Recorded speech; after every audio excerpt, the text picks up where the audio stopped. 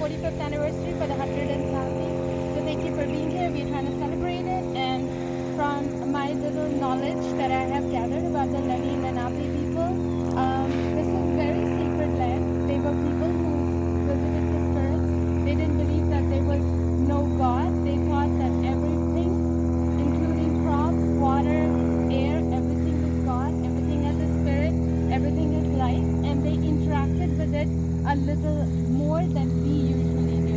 They didn't think that the air did not interact with the plants, and they just ended up in the grocery store. So we are lucky that we are part of the land that the Lenni Lenape live. I welcome you here to Delaware, because Delaware was where the Lenni Lenape lived. Though they were up on the eastern side in New York, and they were a little bit on the down in the lower side, but the New York were Mohawks, the Mojave people, if you've heard of them. On the lower, if you go towards Atlanta and Georgia, they were Cherokee people. The Cherokee people were extremely famous for their language that they gave to us, and the Sequoia was their own language. So they didn't interact. They didn't all have the same language. If you think about Native Americans, you might think all the Native Americans are like the same hunter-gatherers, but there was a huge difference. Some were very, very warrior tribes, like up in the north, they were very warrior tribes. You can see the Mohawks. The Mohawks were to show how big and warrior tribes they were, and the Lenni Lenape wore their the, the kind of headdress that I'm wearing. That is to show they love the nature and the birds. And the three main birds that they liked, or they were very close to, were the goose that we still see, the ducks that we still see, and the thunderbird, which was a mythical bird, but they prayed to or worshipped, and they believed that such a bird existed that is extremely large and took care of everything. And the turkey they used in everything, in every way to kill and use them as feathers. Now I wanted to mention that when you think about Native Americans, you just think about Native Americans, but they do not like to be called either Native, neither Americans. They don't like to be called American Indians. Depends on the Native Americans themselves. Usually they like to be called by their tribes and nation, because they think they're one nation. Everybody who's a native to this country would be called they belong to a nation, which we still use today. I'm not translating to their exact language. Then there were tribes that I just mentioned. They were the Cherokee tribe, the Lenape tribe, the Mohawk tribe, the Hopi tribe, and the Navajo tribe. And amongst these, there are other small little tribes as well. And then there were clans. Now, if you knew anything about the Native Americans, they were a very matriarchal society, not patriarchal. The women were extremely respected, and the men, after their marriage, would move to the women's house. The women's and the mothers used to take a big role in developing the community. Whenever they chose a land, there used to be a center place that was chosen. Hi, Cindy. So Cindy, we want to welcome Cindy here. Thank you for coming. Sorry, everybody. I went to a dog show. I was the other entrance. Cindy. Thank you for being here, Cindy. So, the Lenape people always like, because of the matriarchal society, there was no such thing as the last name, but they carried the name of their clan. So there were three clans in the Lenape tribe. The up north was the Wolf clan, because they were mainly hunter-gatherers, and wolf was their main thing. And if you see, like, I have a little bit of painting that represented the Lenape tribe. So they were not always just decorating themselves. What the paint actually they put in, what the paint color was, and the markers that they used to describe what kind of clan they were. The clan up on the Wolf tribe used to be a little more ferocious. They used to have some of their hair taken away. I can go in depth, but they had the Mohawks. The Lenape people were more peaceful. They wanted to be next to the water. As you can see, like, we have water around Delaware, and they respected the birds. So the pattern used to be more like water, base, like going a little bit like you see bluish and blackish or reddish color when they picked up the stones. And the other clan going a little towards the south was the Turkey clan, where the turkey was extremely abundant. Now, the reason why we are here today is we are going to play a scavenger game. And so I'm going to start with just what the scavenger game is about. So I mentioned the three clans: the wolf clan, the turtle clan. This is where we are. The turtle clan used to be. And then there was the turkey clan. So, and then I'm going to talk about the tools that they use. So I mentioned, if somebody was missing, there's basic tools that they use that we still use today were a hammer or an axe, which was a big large piece of stone that they used to chisel on two sides, and they put a rope around it and a stick, and basically it would be a stick and a stone, and they tied up together. And then spears, and then also the tomahawk. If you've ever known or ever been fond of smoking tobacco, this was still being used back then and still very close to their heart till now for ceremonies. So tobacco is a big thing, and they use the tomahawk, and you'll show you the picture later.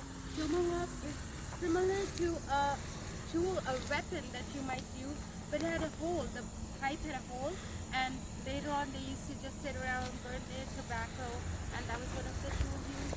That good thing. So we'll have a clue. We'll be telling you, like, as we go, that we are hiding the clues, and you have to find what those things are, like what I'm mentioning it to you. And then we're going to talk about the food. So three main foods that they used was squash, that we still eat a lot, corn, which was their staple crop, we still use till today, and the beans. So the corn and the beans used to go together, because the beans, if you've seen a plant, likes to grow and needs some support. So beans and corn were always going together. And then when all the crops were over, they used to put a lot of squash. Squash served two purposes.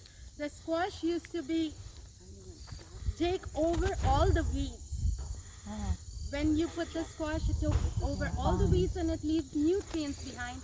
And since they had to do the agriculture again, the next year it would leave a very nutritional soil to grow again. So they harvested a lot, and the squash was used also for a lot of, you've seen a rattle that comes from them. The seeds would be left automatically inside, and little beans, if you shake it, it would be like a rattle that they use in all their ceremonies. So when you are on your way, I'll take like 5 small stops, talk about it, and anybody who finds the clue first, I have little gifts for you that represent. I'll give you hints too. Yeah, that babe, can you show that he's wearing? It's a little turtle to celebrate the Lenape tribe, and anything from today's stock will be used. So we're gonna do a small little thing before we get into the spirit of like Lenape tribe.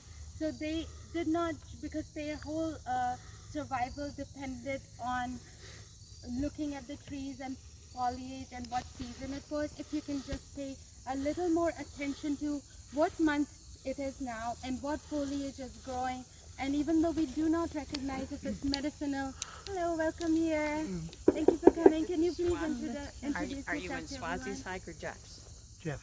This is Swazi's. Oh well, we lost one. You feel free to join us. If You can. He's supposed to be here too, but I don't think he's not here yet. Ours is better. Come on.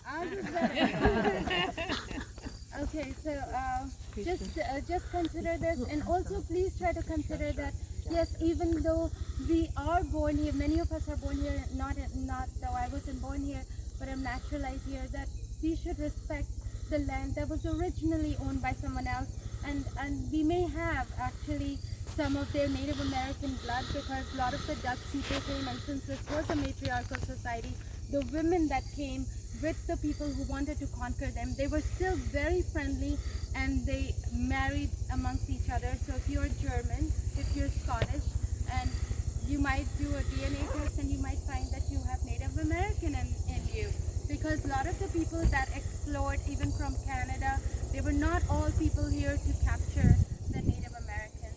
And we'll do a small little thing to let you know what type of these drum beats mean.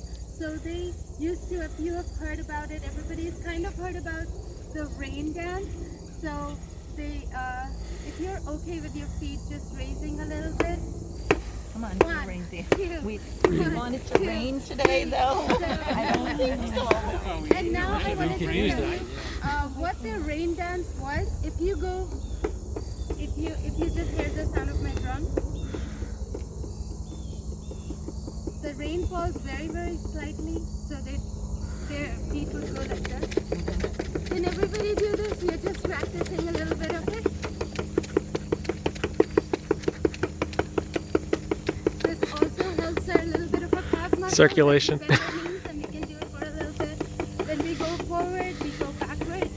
Go forward, go backward. It's kind of a dance that we use in every ceremony to keep it really fast. And then when the rain is like thundering, then we go like this. So Stomp. you will see like stomping dance.